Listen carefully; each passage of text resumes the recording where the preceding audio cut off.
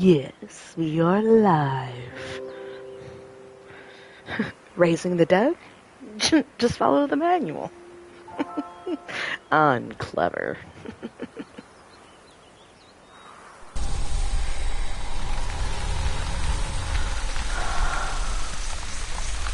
Right.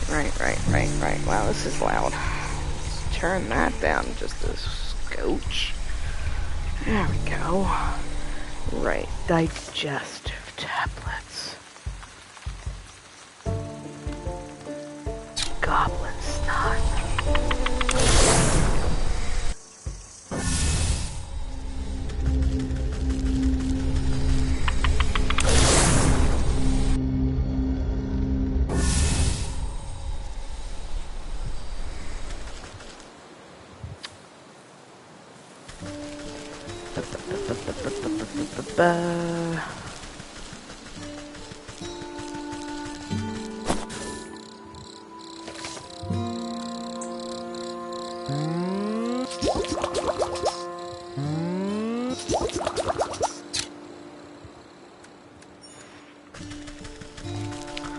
Always be gathering cinders.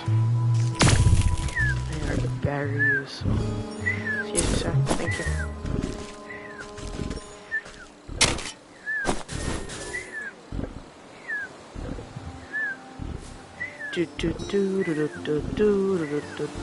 How is this controller dead already? Hold on, we're just gonna switch. Ugh!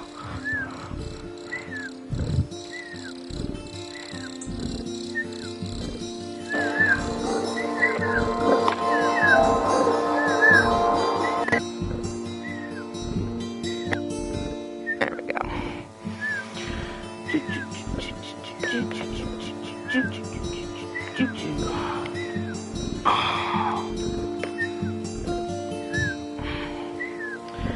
And then Mike.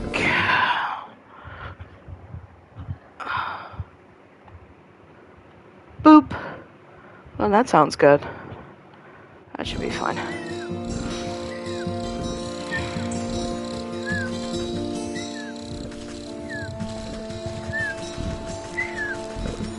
Sleepy puppy.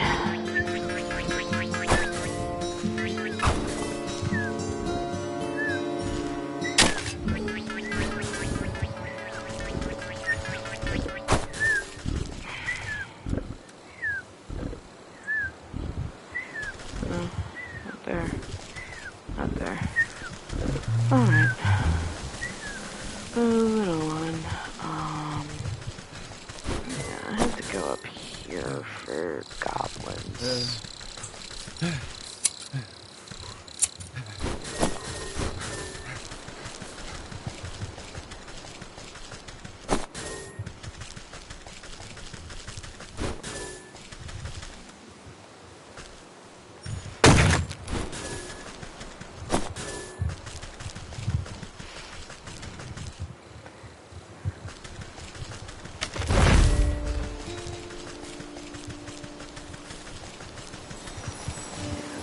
Here. I need to make unveiling powder. Oh, I have unveiling powder. Good. Good.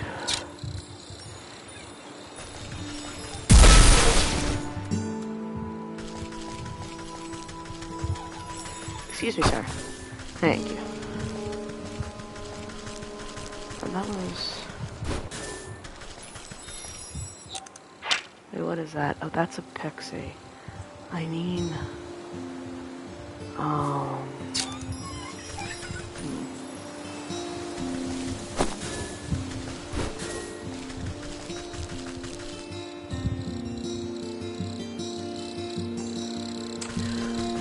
I think...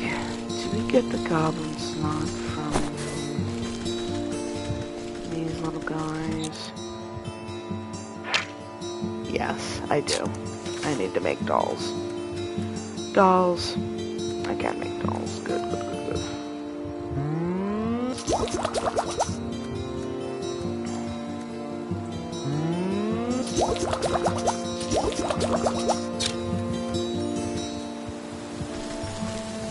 Get over.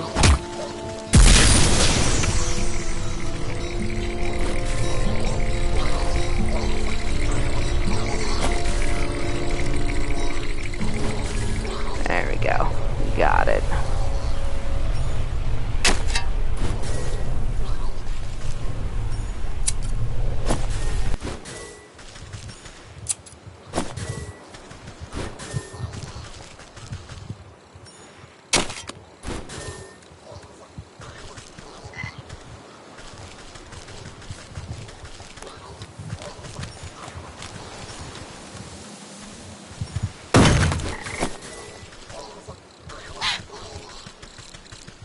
Don't mind me, don't mind me, la la la. Alright, now we can do this.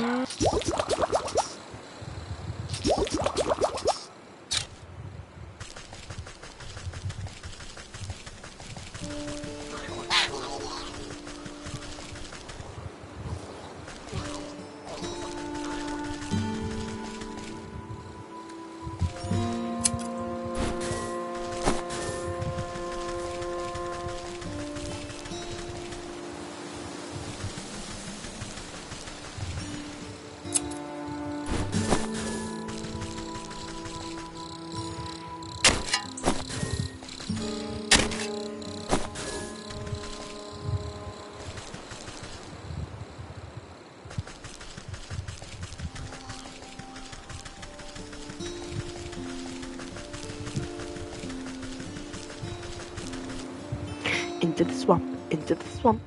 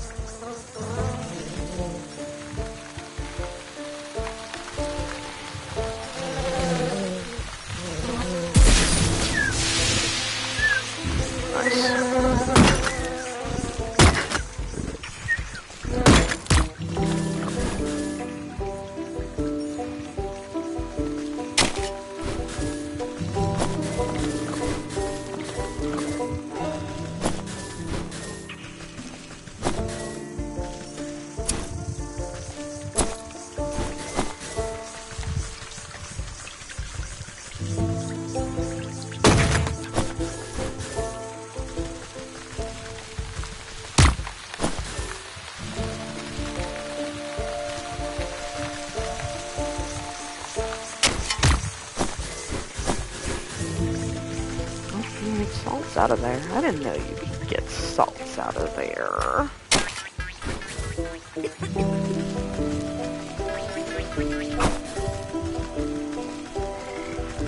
Ah, Mr. Froggy, I'm coming back for you.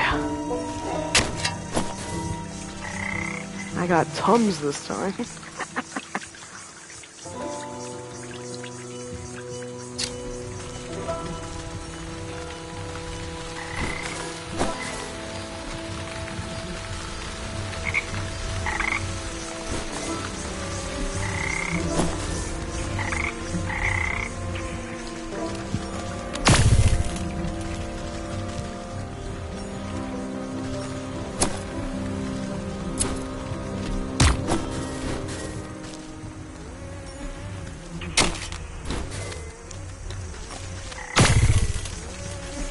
Here, froggy, froggy, froggy, froggies.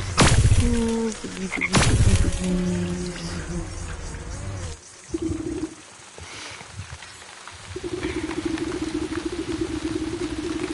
You wrap a juicy looking grub about the medicinal tablets. Your Majesty, I really must find the whereabouts of that gentleman. Perhaps the small tribute will persuade you to loosen your tongue. Gulps down the tantalizing meal without a thought. Oh, a delectable gift. Thank you, my pretty.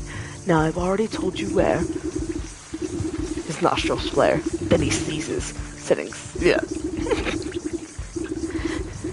His throat suddenly expands, filling with gas. The belch that erupts resonates so loud the entire swamp ceases its buzzing. You avert your eyes, but the noise and smell of the frog's explosive eruption almost knock you off your feet. Great Glinda's ghost, what a stench! The frog wobbles on its legs, looking thoroughly emptied. He teeters before rolling his huge body back into the swamp with a thunderous splash. You spot the slippery body of the husband floating in the bog water. Luckily, he seems to be missing some bits and pieces, so he should fold up quite nicely. Oh, goody.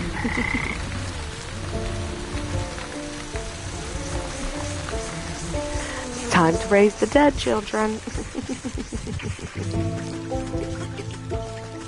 I'm gonna go bring your husband back, honey. It's okay. I got him.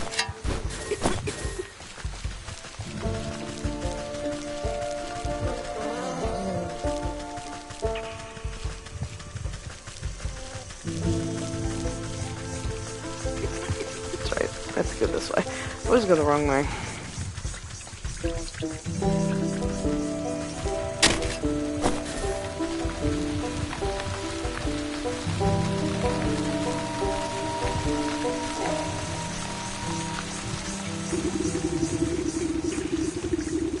The circle of power is ready and waiting for its necromantic purpose.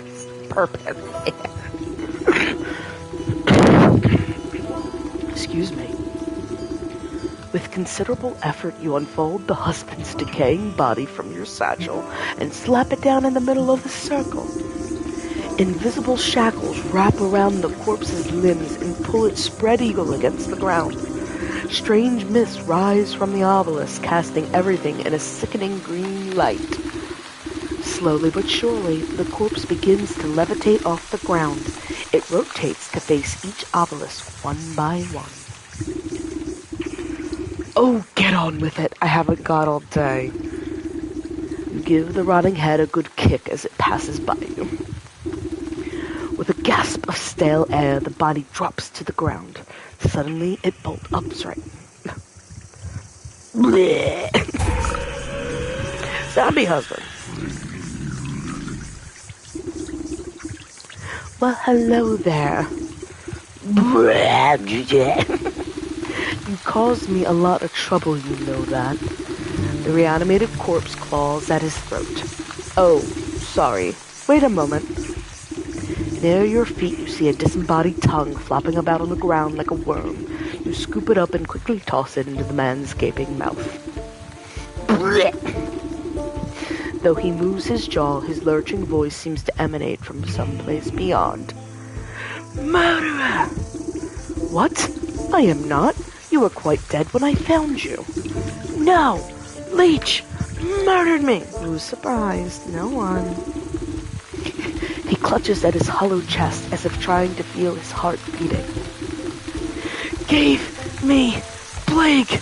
Drained my blood! Leech murdered others! He swings a limp arm toward the body-filled bog. I knew there was some awful stink about that sick house. What sort of doctor infects her own patients? Check her office. Find proof. Don't you worry. I'll make sure that parasite gets what's coming to her. But you should head back home. Your wife is worried half to death about you. He turns and looks longingly over his shoulder. You can hear his vertebrae popping. Yes, late. As he shambles into the choking mist, he gives you a crooked nod of thanks. Just like that. Alright, back to the sicky house.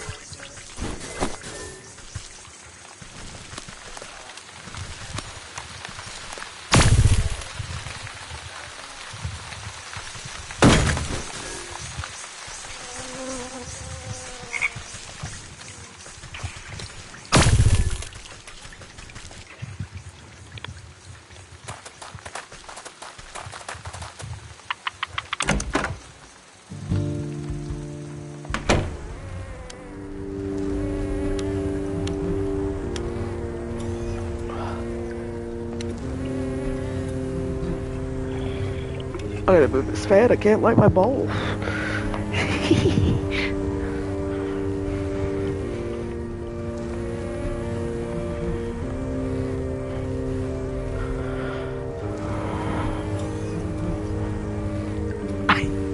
I just had to move the fan because I couldn't light my bowl.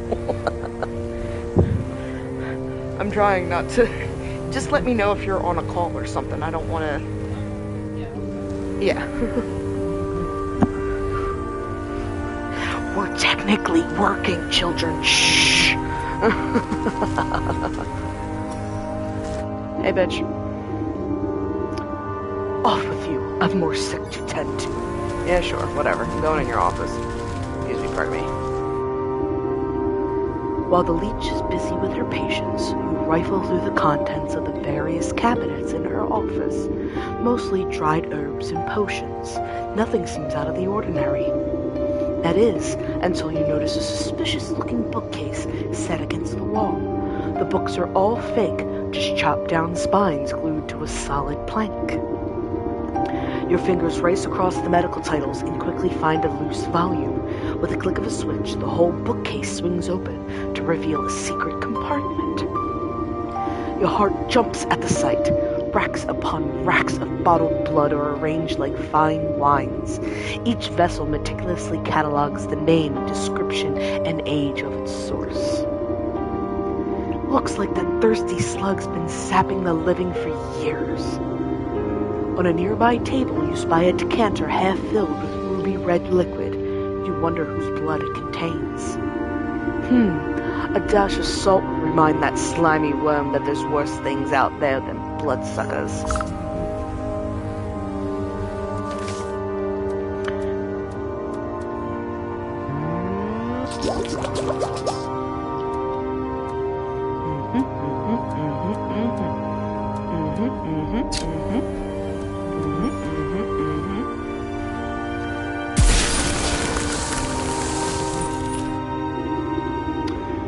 Sprinkle a generous amount of embalming salts collected from the graves of the leech's victims into the decanter. As the salt dissolves into the bloody cocktail, you hear the telltale squelching of the good doctor's approach. What are you doing? Can't you see this is my private office? I already helped you enough. There's no reason you ought to be here. She hastily shuffles you out of the room. Now get out. This place is only for the sick. You're certainly right about that. You walk just out of sight before doubling back to hide behind a withered get-well bouquet. You peer at the vexed leech as he slithers around her office, checking every cabinet and locker for tampering. She mutters something explicative about the nosy old woman. Satisfied, she sighs with relief and reaches to pour herself a glass from the tainted decanter. Ah, that addition of black fever adds a certain nutty quality. Maybe it will pair well with infusion of peat moss palsy in the next batch. She takes a sip, waiting just a moment before throwing her head back and guzzling it all down.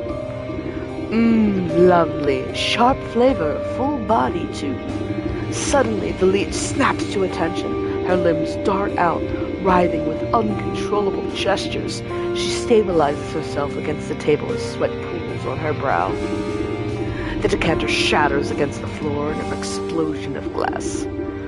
What's happening? The leech spasms as the tendrils of ghostly spirits begin to suck the moisture from her body. You watch as she dwindles in size, shrinking like some horrible raisin. Nice! You inspect the mummified worm, pressing it between your fingers lightly. Drained by the very spirit she was supposed to be healing. In your fingertips you make out the faintest of heartbeats, the soul of the leech. Dun-na-na-na! Part 2 complete.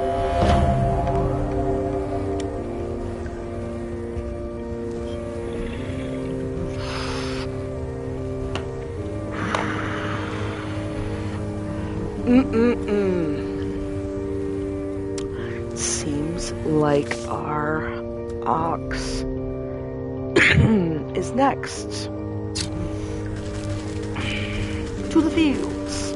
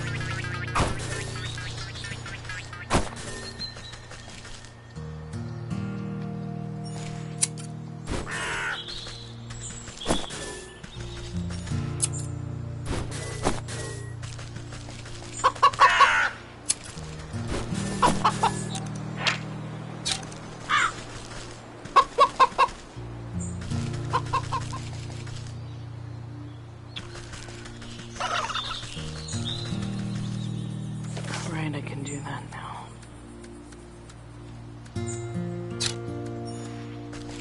I'll give the turkey the digestive tablets.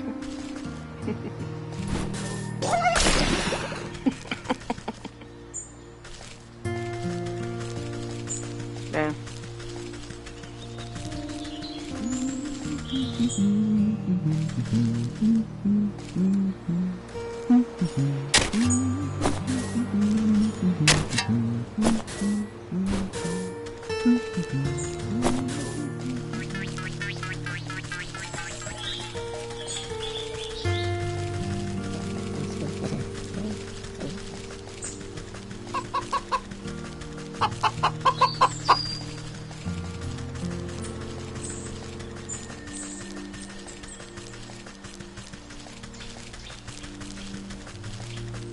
There.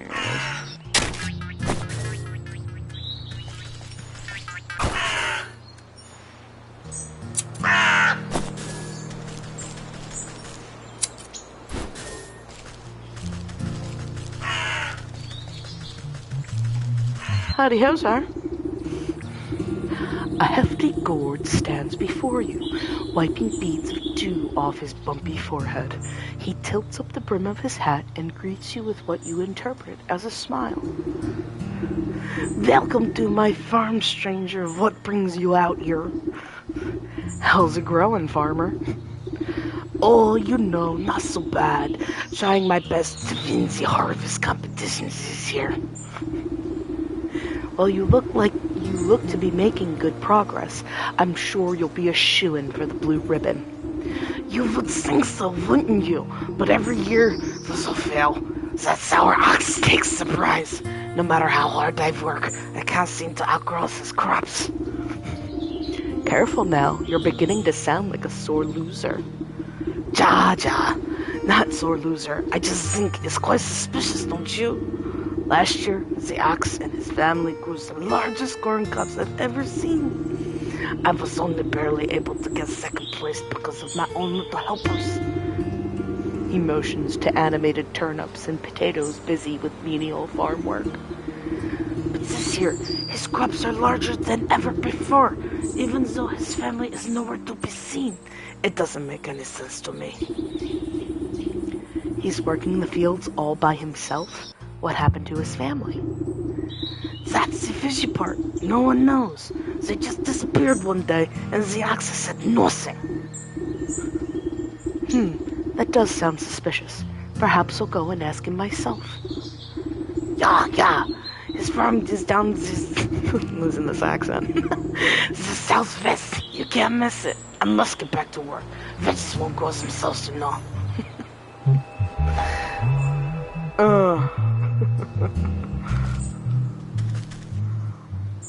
Yep. I'm gonna kill them.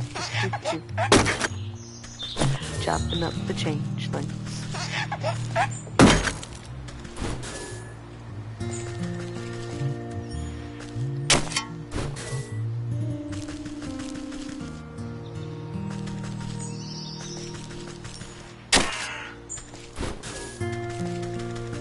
Southfields. That's the bandit camp. There it is. Yep.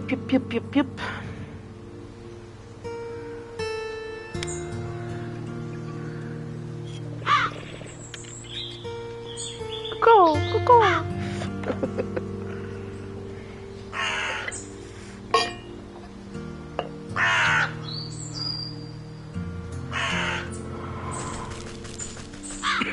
Did that. Chickens. What's up, Mr. Ox? Hey, this is private property. You're doing trespassing on my land. Why, I just came to admire the glow of your crops, Master Ox. I heard you produce the most bountiful produce in the land. Huh. Well, you heard right. Work day in and day out till my hands are raw and my back is broken, and you won't find a finer farmer anywhere else. You're sure to take first prize at the Harvest Festival again. You and your family must be so proud. The ox spits on the tilled soil. Bah! Those lazy louts never understood the pride and joy of devoting oneself to the land. Good's a family that gripes about hard labor. We never won any of those competitions if it wasn't for my sacrifice. Where is your family then? I can't help but notice you're working all by yourself. If you must know, those damn little bandits up at the South Bridge stormed the place one night and stole them away. Bandits? You don't seem very concerned about getting them back. I'm better off.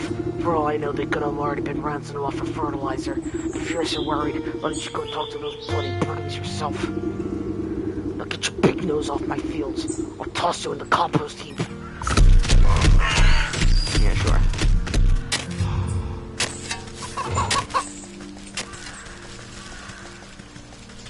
Any shit I can steal first, though.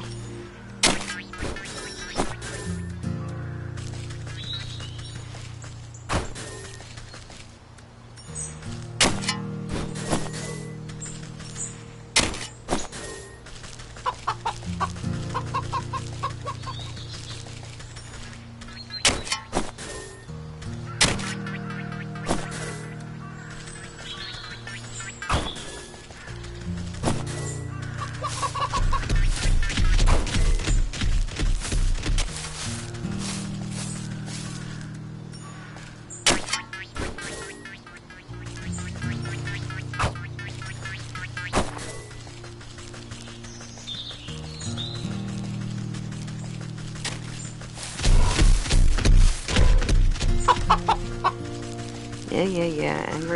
Angry.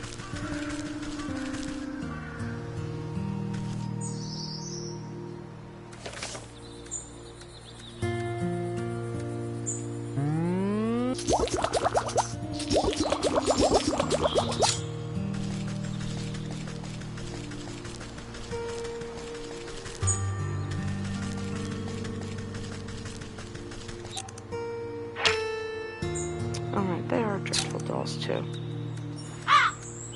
No, that's good to know.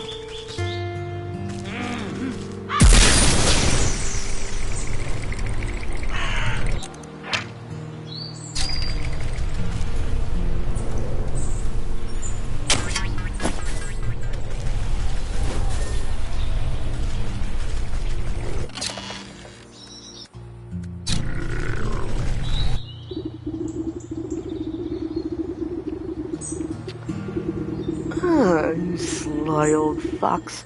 How did you manage to get your creaky bones past me grunts? My mooks must be getting fat around the waist to let you slip by so easy. That is offensive. Never too old to teach some youngings that hands are better left out of people's pockets.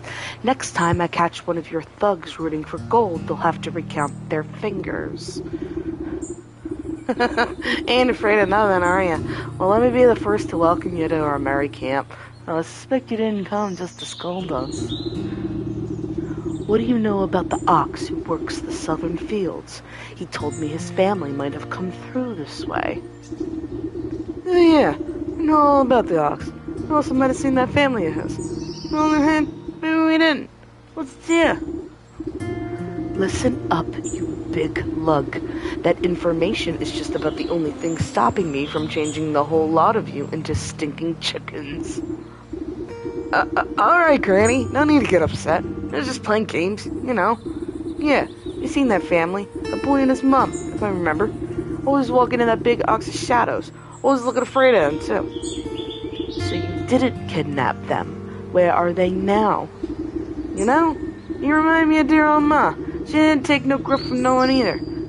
She used to make the most delicious meat pies. I sure do miss her cooking. Me and the boys have been awful hungry lately. Thieving is hard work, and crime doesn't always pay. Say, you know how to bake?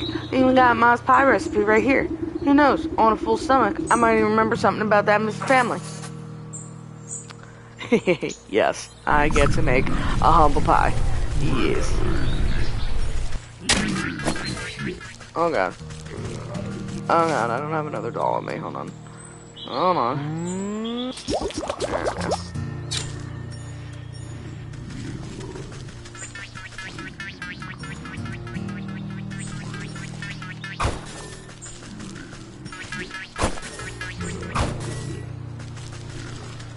Oh, y'all just letting me walk past you now? Oh, that's nice. Humble pie. How we do this? Alright, we need one of them. Need one of them. Need more meat. And then we also need dough, right? Need some moo juice. Need some more cups for that. Look at all these embers I got.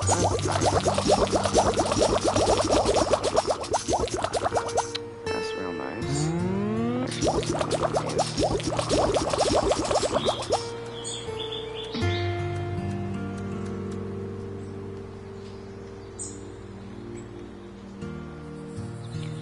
Crow's foot from the fields.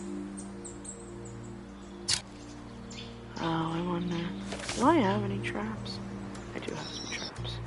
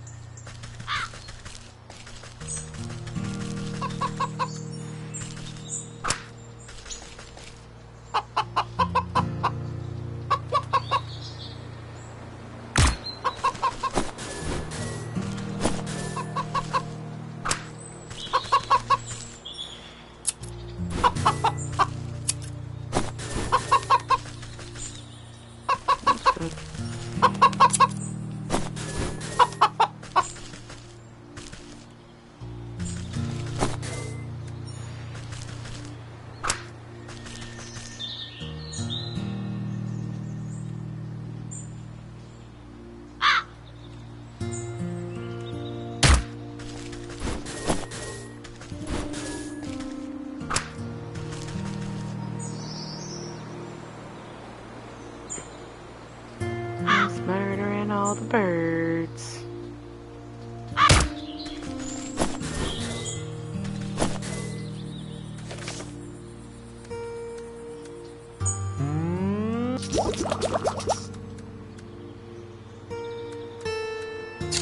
Right, I need some milk. Needs me the moo cow.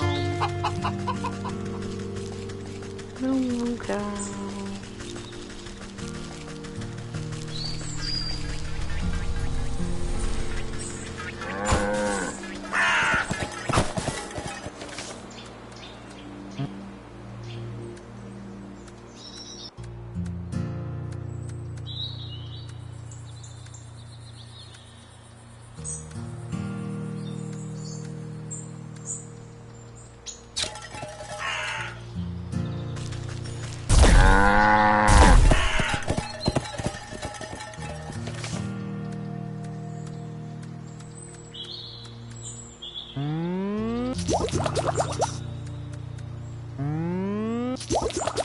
Humble pie.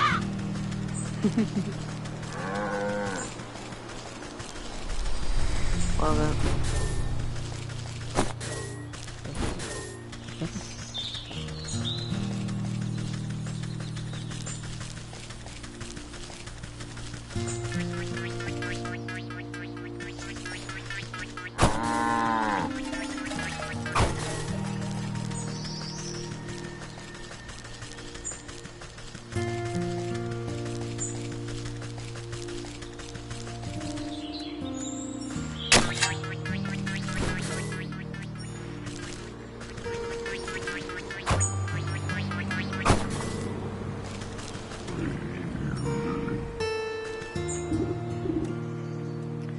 Say, you know how to bake? Yeah, I know. Yeah, here's your pie. Fee, fi, fo, fum, I went by my tummy, tum, tum. Oh my god, stop. Come on then, have a helping. Bandit plunges his hand into the pie, grabbing a fistful. He barks in delight as wet chunks of pie filling spatter out of his gob. Ah, delish, just like how Ma used to make. Something's different. He picks a small black feather from between his yellow teeth. Is this Crow? I figured you could do with a serving of humility. The gargantuan man's lip begins to quiver. Great watery tears well up in his beady eyes. What's the matter, dearie? Are the spices too strong? No, it ain't the spices. It's just... He deteriorates into great shuddering sobs that shake the camp. Ma always said I was a bad seed. Said I weren't good for nothing but eating demon. But all I really wanted to do was dance. Oh my God. I was gonna make the greatest dance troupe the world has ever seen. Had a name in mind and everything. Picking the leaping pockets. But I ain't been doing nothing but taking. Always taking. Oh, Mom was right. I'm a bad apple. Come on now. Dry those eyes. You're not all that bad. Oh God, disgusting. You think so? You gently reassure him with another helping of pie.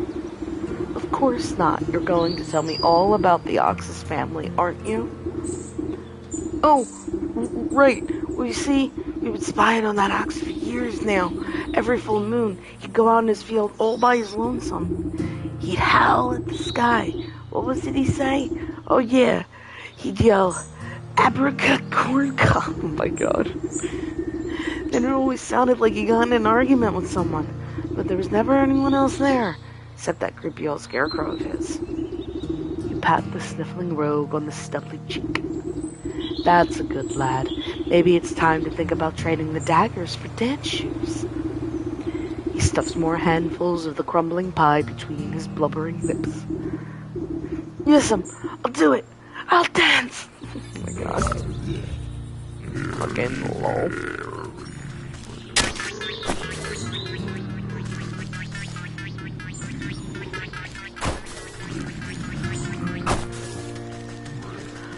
Alrighty then. Back to the party.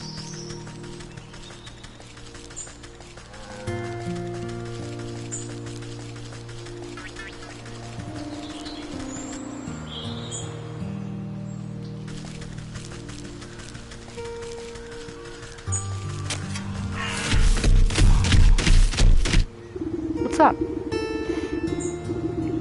This eerie simulacrum of a human sways in the breeze.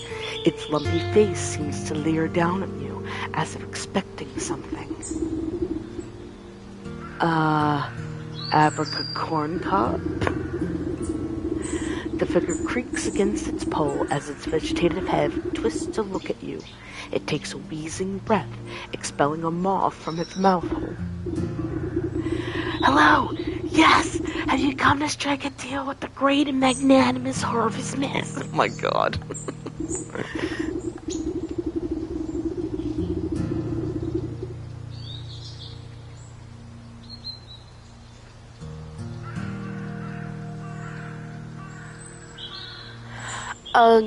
No thank you. I'm involved in quite too many dark contracts with supernatural beings already. Why then you have summoned me? Has the ox made a deal with you, perchance? The ox? Why yes! Terrible trade, I say, but a deal is a deal. What sort of trade? Does it have to do with his missing family? Yes, he said he wanted to win pretty prizes, grow the best crops, said he would give up anything in the world. So he offered me his wife and son, and I'm not one to refuse a bargain like that. Where are they? What did you do with them? Don't worry, they're fine, but as long as I make the crops grow, they belong to me. And if the crops should fail, your deal would be broken. Ha! I am the great Harvest Master. My harvest will never fail. We'll see about that. I better take a closer look at these prize-winning plants.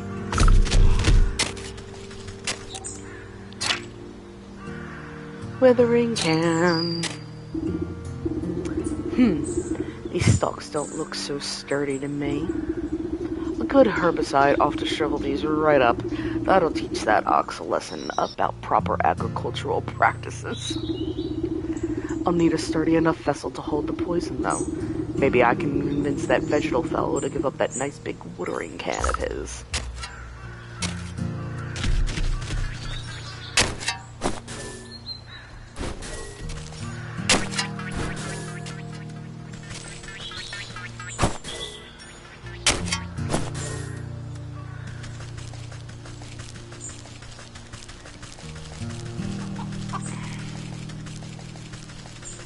No more eggies for me? Yes. Eggies.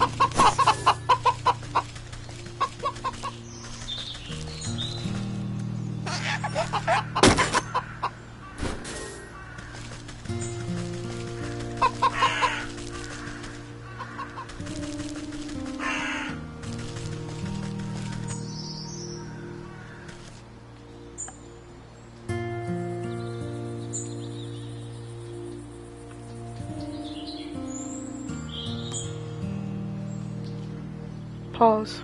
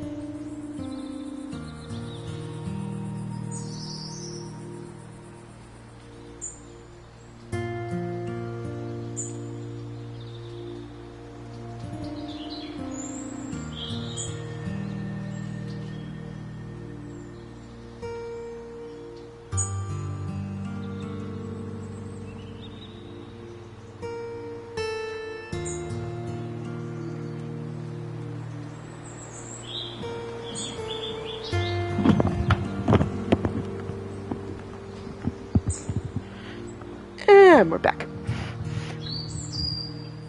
Alrighty then. That's some work to do. That's all.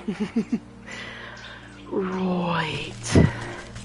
Have to talk to Mr. Vegetable.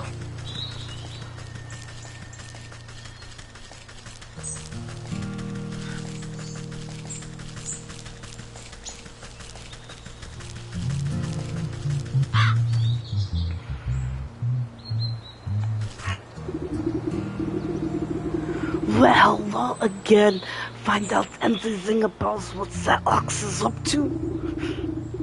As a matter of fact, I have. It seems he traded his family to a turnip wizard, or field genie, or some such other nonsense. Ah, you must mean the harvest master. That explains a lot, actually. Bad business to get mixed up with that sort of fellow. The farmer nervously wipes his brow with the back of his leafy hand. Not that I would know anything about that myself. Listen, I don't have time to exchange farm gossip. I need to borrow your watering can over there. I'd be happy to lend it to you, but unfortunately I still needed to grow my prize winning vegetable. Glance down at the fat head of cabbage bobbing gently against a blanket of big, swaddling leaves. You think you may have heard a faint giggle coming from deep within the fronds. Seems plenty big enough to me. Just you wait. When the baby is going to grow up to be a great big baby, it's going to be the belle of the bar as this year's festival.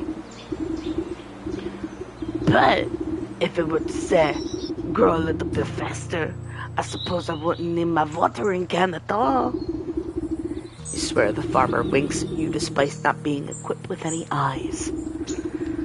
Does nobody here grow produce in an honest way? Let me take a look at the little tyke. You look down at the fattest little cabbage you've ever seen. But if it gets your hands on that watering can, it could stand to be a little fatter. Right. Growth potion and a turkey gizzard stone. Right, exactly. That other fucking turkey didn't give me a stone, or else I would have already had one.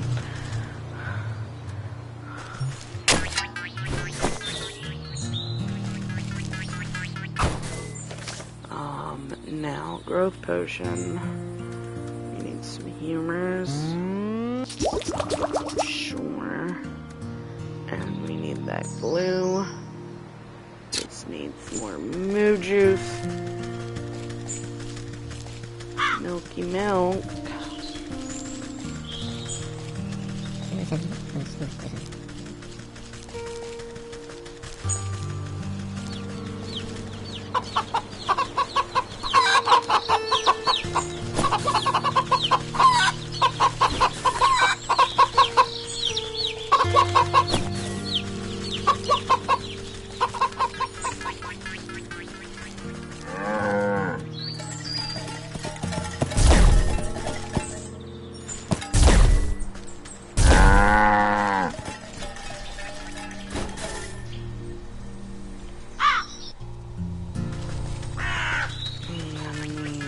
Turkeys, but I'm also gonna need to make more of these.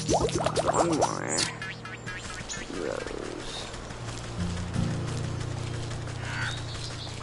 And some turkeys over up here, I believe. Some gobblers. Yeah, look at that. I found them.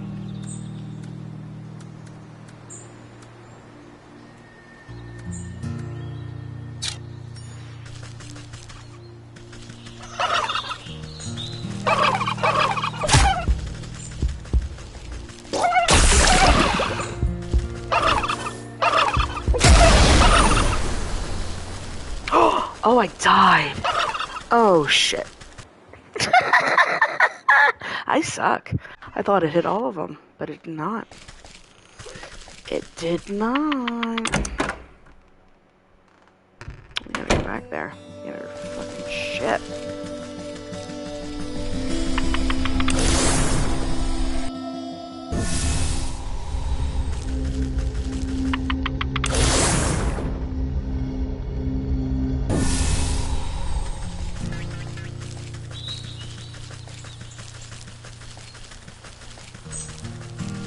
Get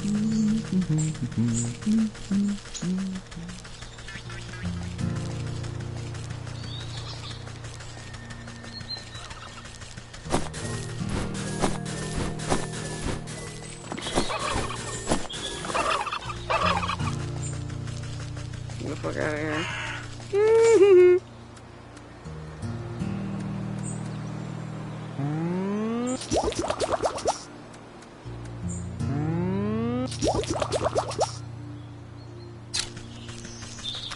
Very good.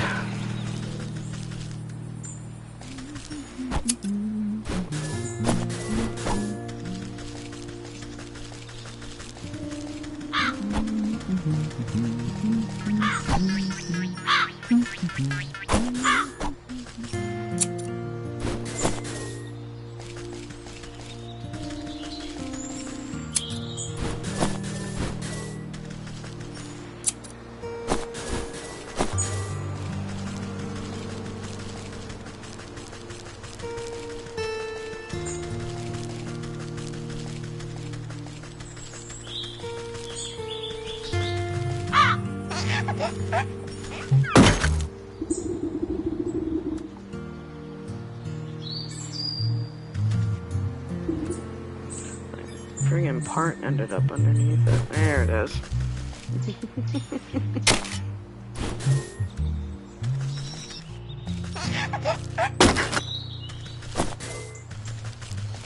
Alright, I'm back, my beautiful baby. Here's the girl's potion. You pop open the cork of the potion and sprinkle the bright liquid onto the cabbage roots. Crushed into fine powder, a gizzard stone lends potent nutrients to the soil. You spritz the cabbage with fresh, clear water while uttering a simple horticultural charm. The water beads like dewdrops before the leaves drink them up and brighten in color. The budding plant changes to a bright purple, then blue, then yellow. It suddenly goes rigid and shrinks to the size of a marble. The farmer gasps in horror as his precious baby disappears back into the earth. He turns to you, shoulders stiff and pitchfork in hand. He takes one step in your direction, but stops abruptly when a tremor shakes the ground. You look to your feet and watch deep cracks split the earth. Hold on to your hat, this one's gonna be big. You hear a booming giggle echo from deep in the ground. The vegetable farmer falls to his knees, clutching his hat to his chest.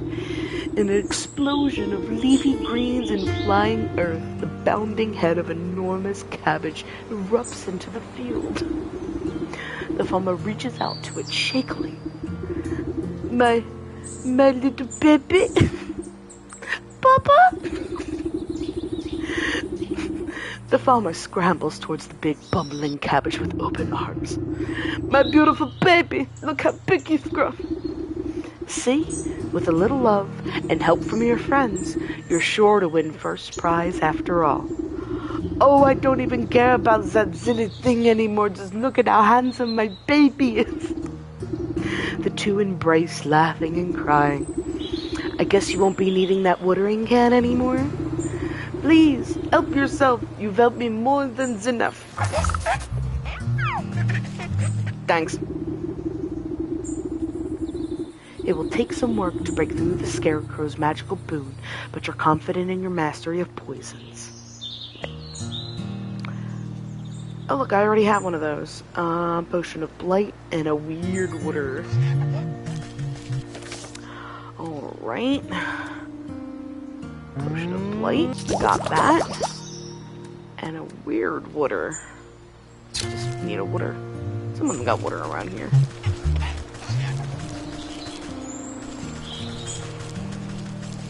And there's water actually over by the Moo Moo Cow. Moo Moo Cow.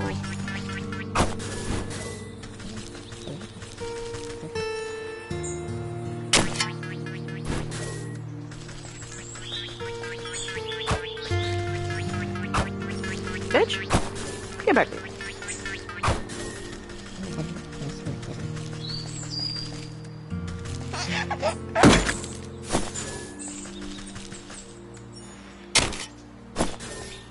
There we go.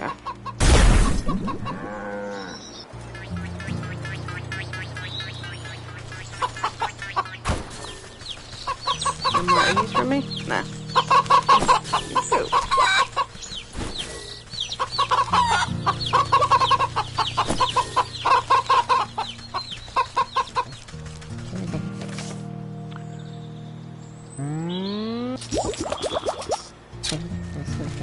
Boop, boop, boop, boop, boop, boop, boop.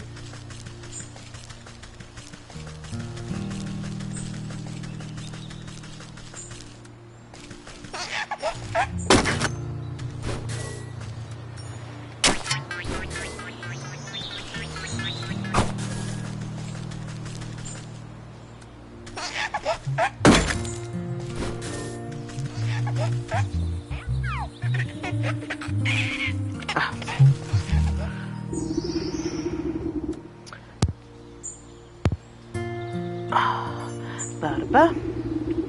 You hold your breath and empty the poisonous vial into the container. The toxic fumes make your fingernails curl.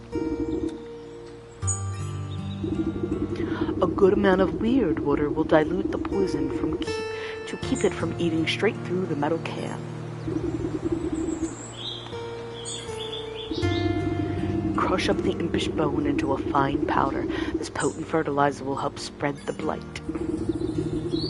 You find a hefty stick to mix all the ingredients together inside the watering can. You know your work is done when the stick dissolves into mush in your hands. Whee! I'm gonna go kill this dude's plants. What's up?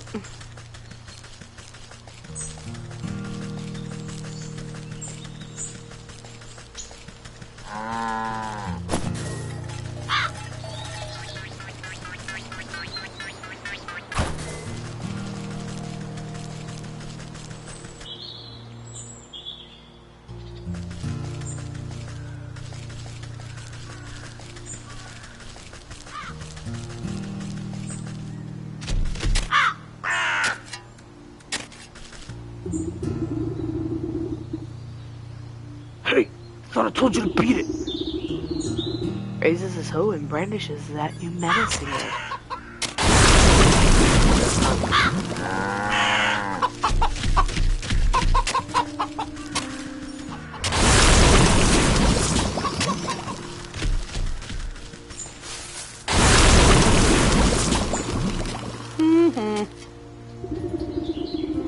You watch the sickness spread up the stalks to the very tips of the tallest leaves.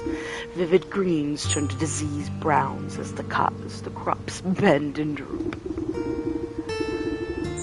No! What is happening? Harvest Master, we had a deal. You promised my crops would never fail. Dreadfully sorry. Looks like my magic is broken. Not my fault. The ox throws himself to the ground, desperately raking the soil with his fingers. Wait, let's make a new deal. Please, I sacrificed too much for this. A new deal? What is your offer? Anything you want. Just bring me my precious crops back to me. Anything? This is acceptable. Worm-like roots suddenly wrap around the ox's feet and begin dragging him into the soil. Wait, I didn't mean...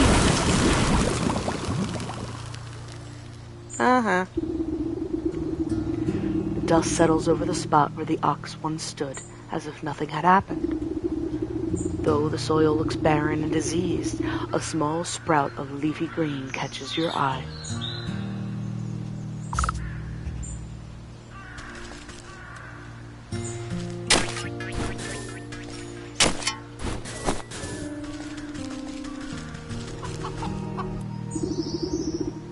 Where the ox once stood, a green tendril has pushed its way through the earth. You watch a delicate blossom unfurl, revealing a stubborn, hard shield seed, the soul of the ox. Well, that was easy. I feel like I did that in like record fucking time.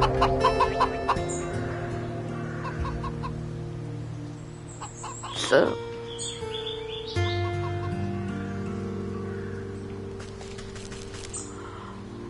one left is the snake. Snaky Poo, oh look who's back. Standing at the front gate, the Ox's missing wife and son blink in confusion as if they had just burst forth from the earth itself. Ma, what happened? Ah, welcome back. I suppose you don't remember much. He really did it, didn't he? That stupid festival prize was worth more to him than us. Where is he? Where is my husband? Don't fret. I've already set things straight. He won't be troubling you again. And you've got this nice fertile farm all to yourself now. My son and I worked ourselves to the bone for that horrible man. Thank you for lifting this curse. Just do me a favor and don't make any deals with suspicious scarecrows. Sweet. Give me that eggy.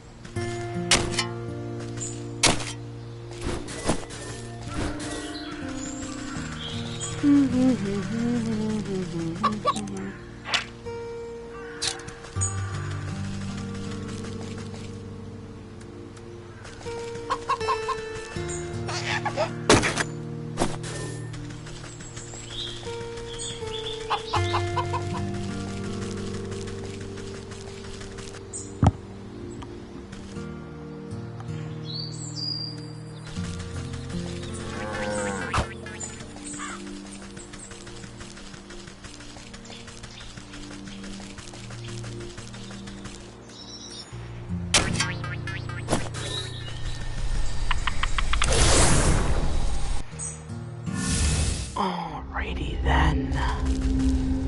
Mr. Snaky Poo is...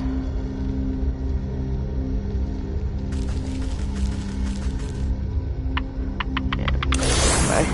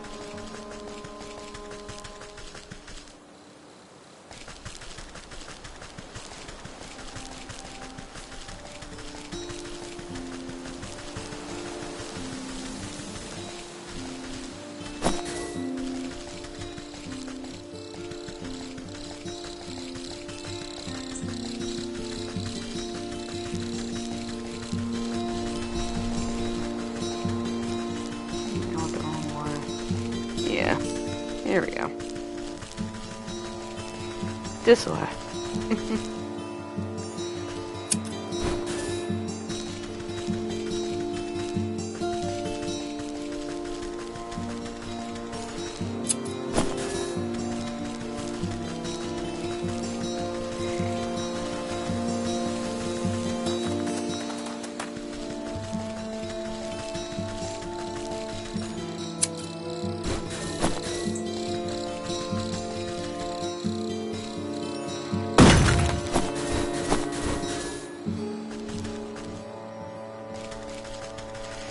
Alrighty. You approach a young woman weeping sorrowfully into her palms. She catches her breath for a moment and looks out longingly over the placid lake. Oh, my sweet songbird, why have you forsaken me to a life devoid of your love? Tears well up in her eyes as she buries her face once again. You consider leaving this melodrama well enough alone, but something about the poor girl reminds you of the maiden slumbering under your house. You draw out a tattered handkerchief and offer it to the maiden. There, there, dry your eyes, my child, and tell old Granny what the matter is. Oh, thank you. You're very kind. She takes the cloth and daintily dabs the corners of her eyes. Swallowing the last of her sobs, she composes herself before sighing wistfully. It's my beloved, such a sweet and romantic man, with the voice of a meadowlark. He... Ah, I get it. He dumped you. Well, don't worry. There's plenty of other frogs in the swamp. Well, no. He loves me, and I him. Though our families would never allow us to be together, he'd come and sing outside my balcony every night. One night we both vowed to escape and meet by this lake. Her lip quivers. I waited and waited under the waning moon, even past the morning sun, but he still didn't reveal himself. Tough break. Maybe he just wasn't that into you. The woman snaps at you with sudden vitriol. He would never abandon me. We're destined to be together. She slips back into a melancholic gaze out over the lake. Even now, I can still hear the beautiful melody of his lute coming from across the water. Over the dull sounds of lapping waves and quacking waterfowl, faint notes of some faraway stringed instrument whisper through the reeds. Oh, I hear it too. Maybe you aren't just mad in love. It's coming from somewhere in the middle of the lake. He's out there somewhere. I just know it. She crumples into another dramatic bout of inconsolable tears. Now, I'm sure it's just some echo bouncing off the shore. I'll go find where this tardy bard of yours has run off to.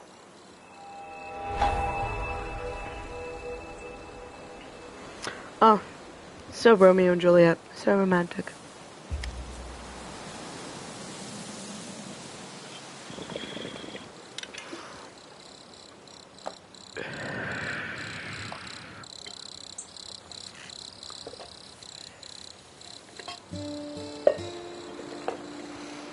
Ah, good. We do have one more of those left. Look at us.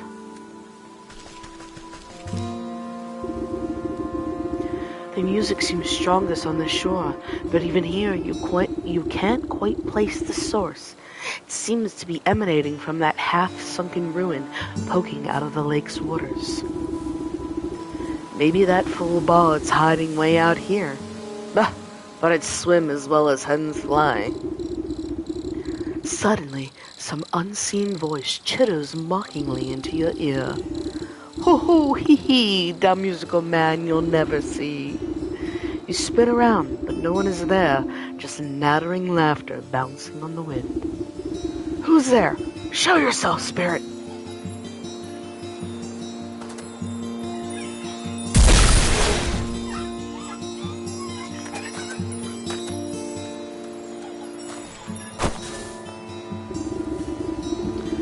Snap your hand around the elusive creature and squeeze.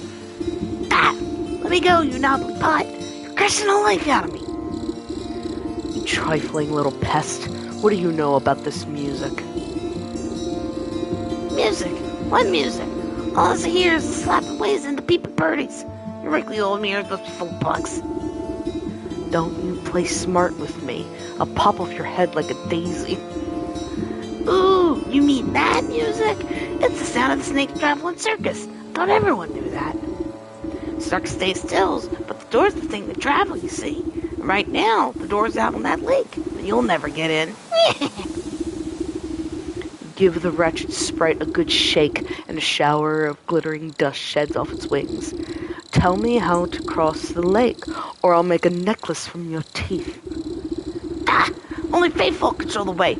Dirty fairies built a bridge. Can't pull your big folk out, unless the snakes invite some in. You're a fairy, aren't you? Where's this bridge? Ha! We're a pixie, not one of those flamby-bamby plush murders. Besides, the bridge is invisible to big stompers like you. The creature peers over your shoulder and waves its tiny arms. Oh, look! There's a fairy now. Why don't you ask her? You turn to look, but in your moment of distraction, the pixie sinks its sharp teeth into your finger. Bitch! Sneaky little blighter! Springing free from your grasp, the slippery monster chitters a laugh and vanishes in a cloud of smoke. You look down at your dust-covered hand. Fairy or not, this bridge must be around here somewhere.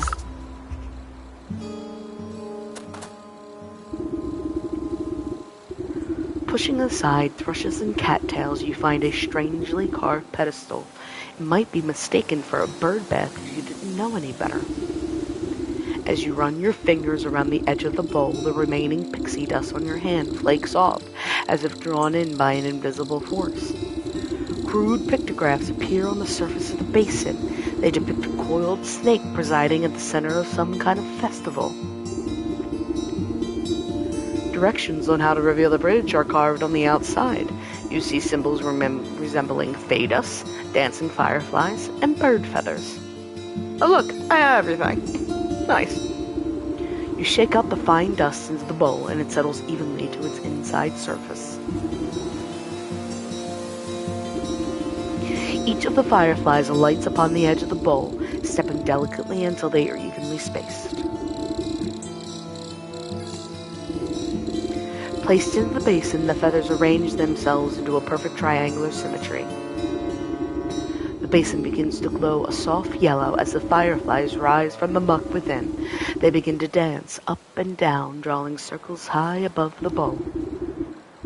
Glitter rains down gently, shimmering as it catches rays of sunlight. Slowly the particles trace the form of a bridge leading from the edge of the water to the center of the lake. You tentatively test the strength of the spectral walkway and find that it is as strong as if it were made of solid stone. Sweet. Boop, boop, boop, boop, boop, boop, boop, boop.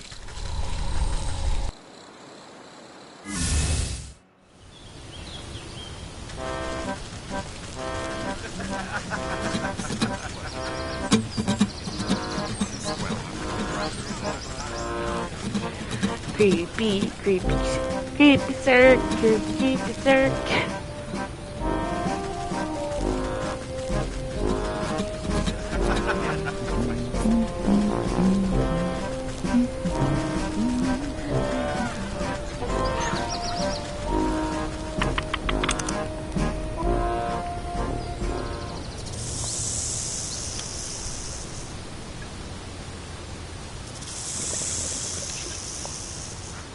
Now aren't you a pretty baby?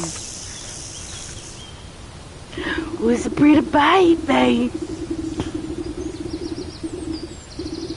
Draped in glittering jewelry, the serpent stares intently into a crystal ball as you approach. Oh god, snake accent. Okay, here. Welcome, my dear, welcome. I saw that you would come here in search of answers. Pah! I just came here in search of a bard. That's him outside, right? With the lute. The minstrel? Yes. He is working off a debt to me. All those folks out there seem a touch addled. What did you do to them? They're all humble folk looking for something, just as you are. I am here to provide them with my services in exchange for a bit of work. So what are you? Some sort of carnival wizard? You're making quite the racket in my forest. A wizard? No, no, no. I am a seer, a scryer of the hidden mists, a foreteller of fortunes, and a keeper of secrets. Fancy titles you've given yourself. Sounds like nothing but a used cart salesman peddling your wares to the gullible. Ah, a skeptic. Step closer and let the crystal ball reveal its mysteries. The snake's voice drops low and seems to fill the tent with a heavy weight. I am a helper of sorts, an unraveler of knots. I make the forgotten remembered. feel the scaly touch of slithering coils wind around you, but you are powerless to move. And you have forgotten much. The snake's eyes swirl in a pattern you've never seen. Imperceptible colors collapse into themselves and fracture into kaleidoscopic mosaics against the canvas walls. A voice speaks from far away. It takes you a moment to realize that it's your own. I have forgotten so much. Let me help you find your answers. The serpent's coils slowly squeeze the consciousness out of you. With a desperate push of willpower, you blink away the snake's hypnotic gaze. Wait! Get off me, you worm! You wiggle your body like a sack of loose twigs. Despite your protesting bones, you manage to squirm free and tumble backwards out of the tent. When your eyes open, you find yourself back outside the snake's tent. You pick yourself from the ground and dust off your shoulders. I guess that sly serpent has some tricks up his sleeve. I better come back with a plan for the next time I go in there. The festival patrons seem confused after your tussle with the snake, as if the spell over them was momentarily shaken. The crowds disperse as they fumble about in the haze. Now's my chance to get a word in with that bard. Maybe I can get him out of this mess. Oh, Barty. Strumming his lute, the strapping young man has a faraway look in his eyes. Is it wistfulness, nostalgia, or even hypnosis? Wander I may, but near away from she I call my lover.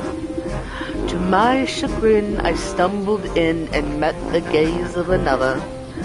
Curious I stared, I was not prepared, and this was my mistake. A binding gaze, now I live my days in the service of the snake. Cry not for me, for there is she that might still see me saved. My spirits they lift as she holds a gift from before I was enslaved. A mirror but shattered, its pieces have scattered. If mended we may be set free. Down the wishing wellspring to the swamp's moonlight ring, and hiding within the pixie's tree. What's all this about a broken mirror? You gave it to that weeping maiden? Speak plainly, you warbling fool! No matter what you do, the poor musician barely seems to realize you're there. He just keeps strumming his lute and humming his mournful tune. Fuh! Maybe that lovesick miss will know what he's on about. Back to the maiden.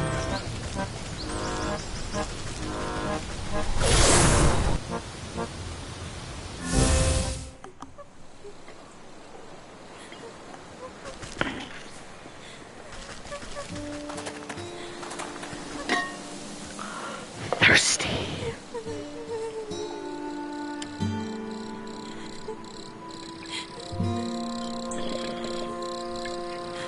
Wow, just taking the recycling now at 3:30.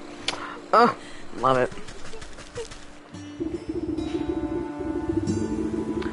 Oh, still my beating heart. Have you any news about my dear sweet love? I found him at the carnival, but he's been mesmerized by the snake. Unless I can break the spell, no one in that carnival can leave. The snake? Say it isn't so. I've heard how he grants wishes, but only for a terrible price. Why would my love be so desperate as to consort with that charlatan? I haven't a clue, but he's stuck deep. The only thing I managed to get out of him was something about a mirror. Do you know anything about that?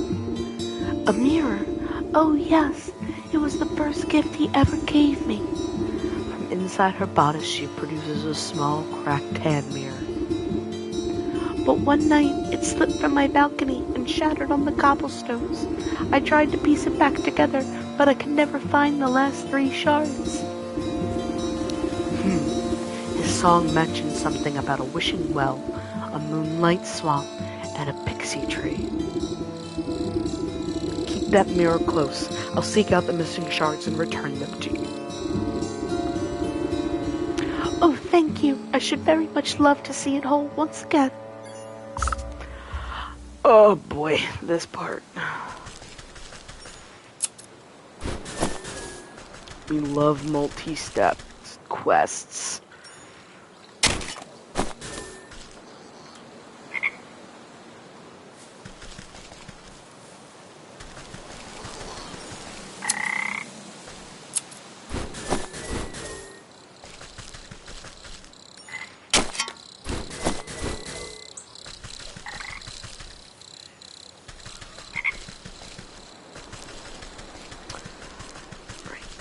Righto.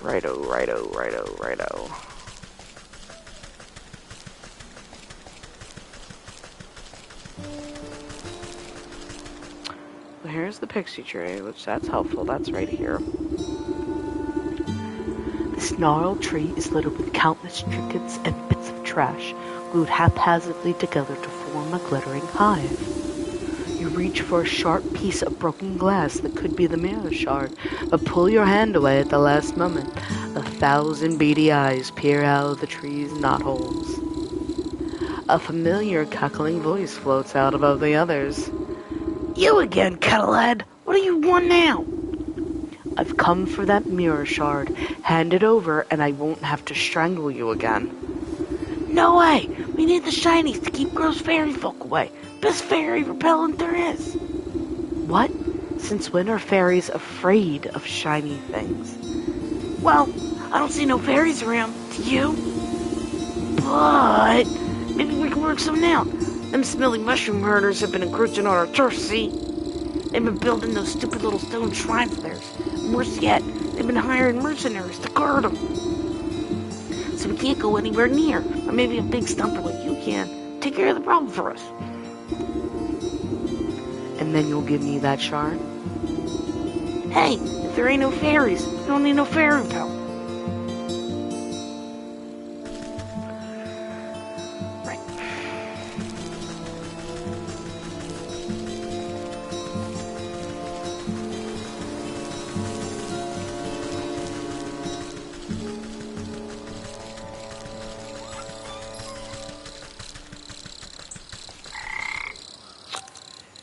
How am I gonna...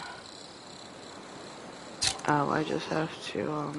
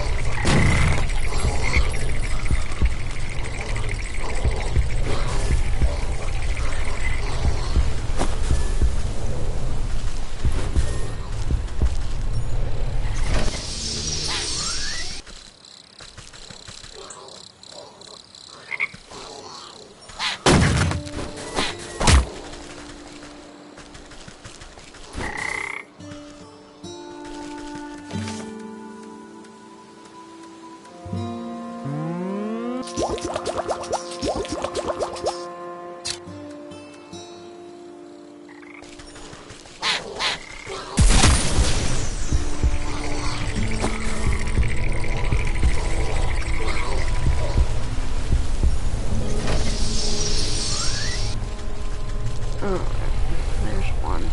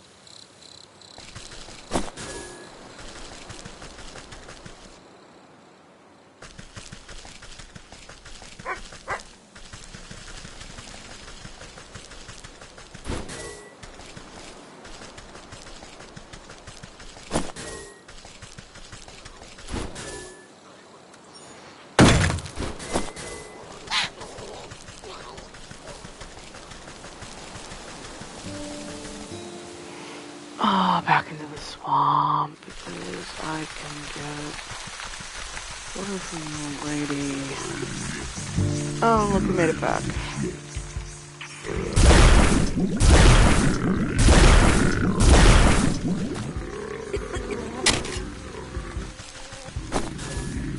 Are you having it?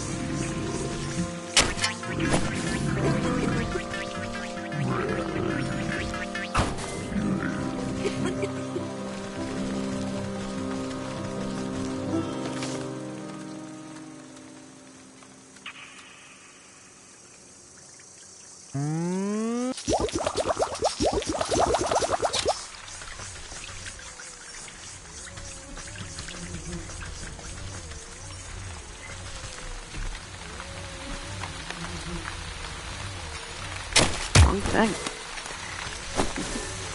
I'm like, why isn't it working? It's the right thing.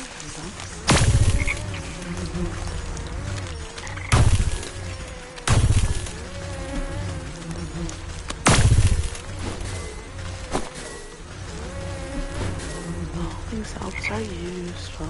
Evolving salts are useful. I don't know if it's useful, let's be honest.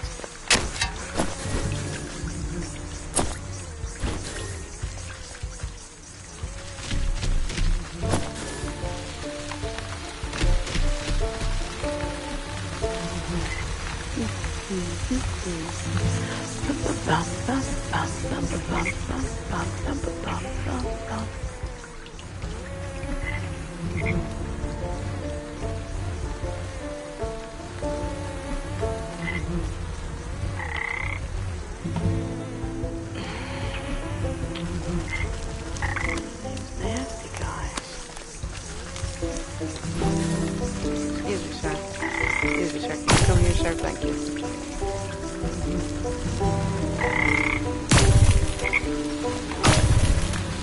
Frog biles. Very useful stuff.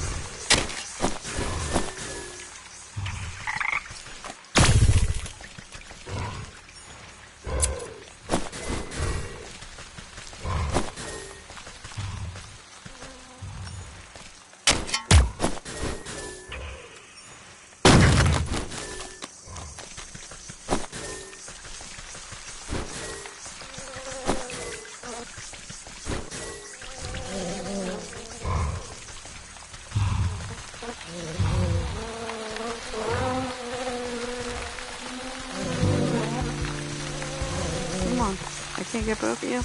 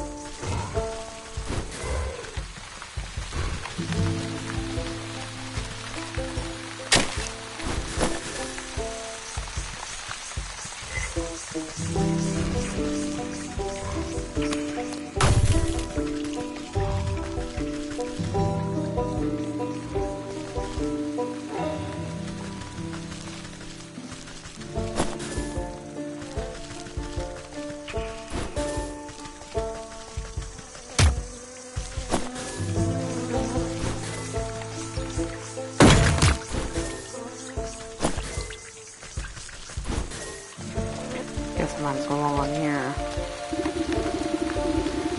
These animated wooden effigies seem engaged in a ritualistic dance. They march in stiff patterns around a reflective piece of glass embedded in the soft ground. You lean in for a better look, just long enough to make out the shard's mirrored surface reflecting the ghostly image of the moon. You think to reach in and grab it, but the swinging limbs of the dancing totems are too dense and quick. Out of the way, you overgrown twigs.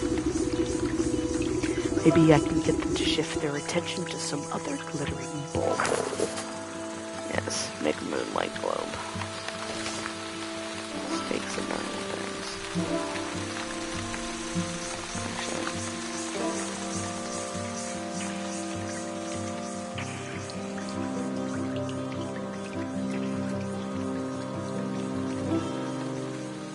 Oh. Right, that's what I use this credits for.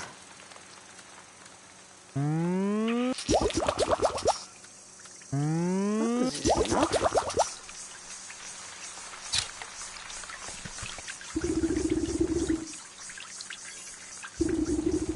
You cast the glowing globe into the ritual circle and watch as the wooden effigies suddenly lose coordination and knock their wooden limbs into each other. You take the opportunity to slip between their tall frames and snatch the mirror shard before their frenzied dance begins anew. Nice. There's that one. That's nice.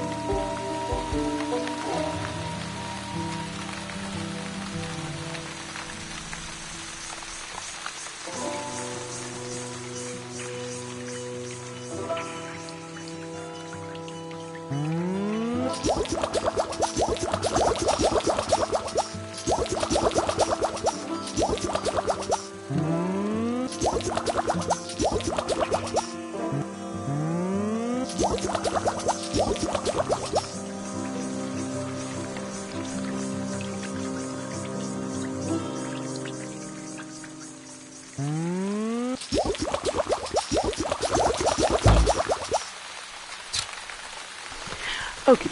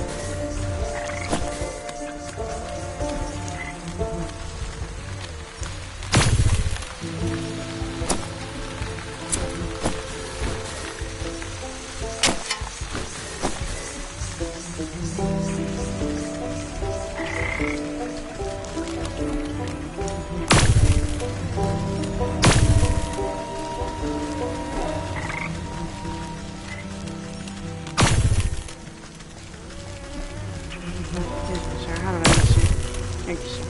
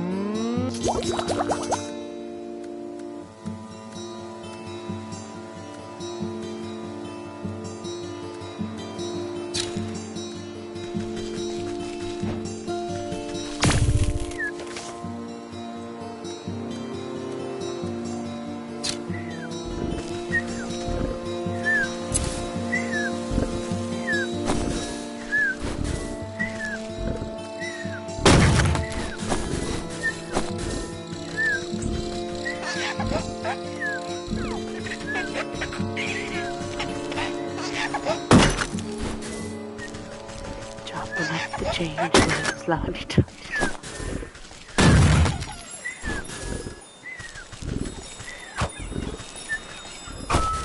Gotcha.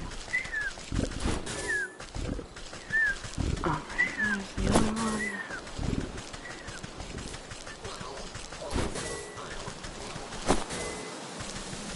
I'm trying to remember where the third one is.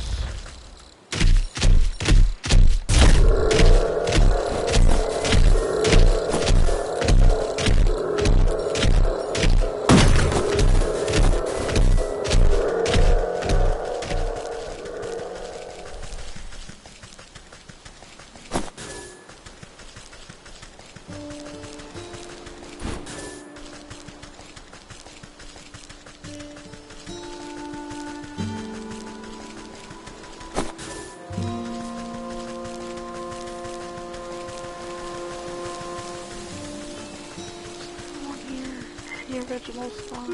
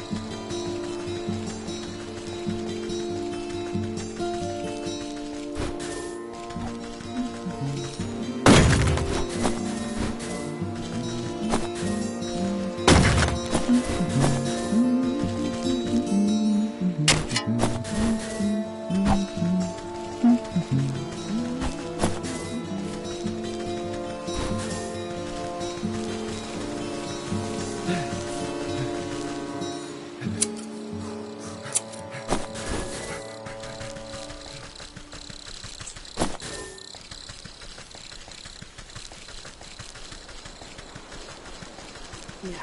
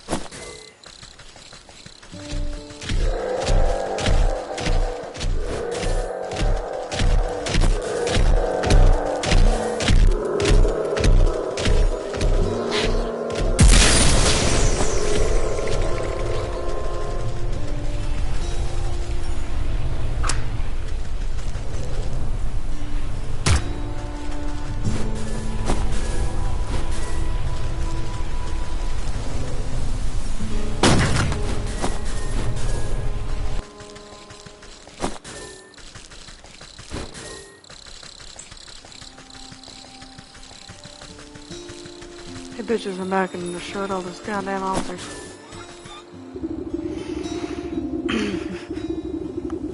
I kicked over those little rock piles like you asked. Now give me that shard or I'll knock over this nest too. You smashed fairy shrines? Good, good. Take it. We don't want your trash. Oh, last one is to get the one in the well. Roger, Roger.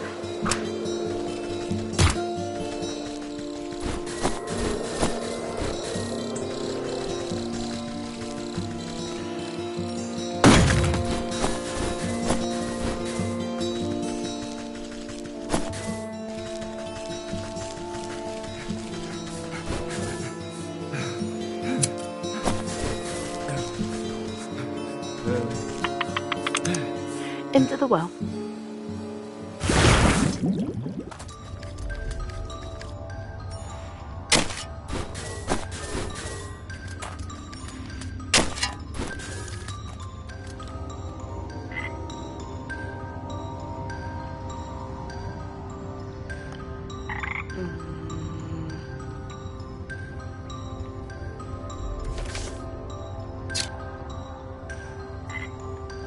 This happened in the Switch version too,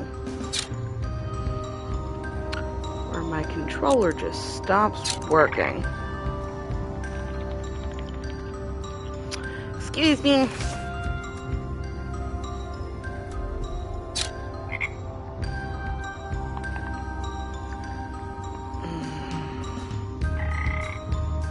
think it just saved by me coming down here.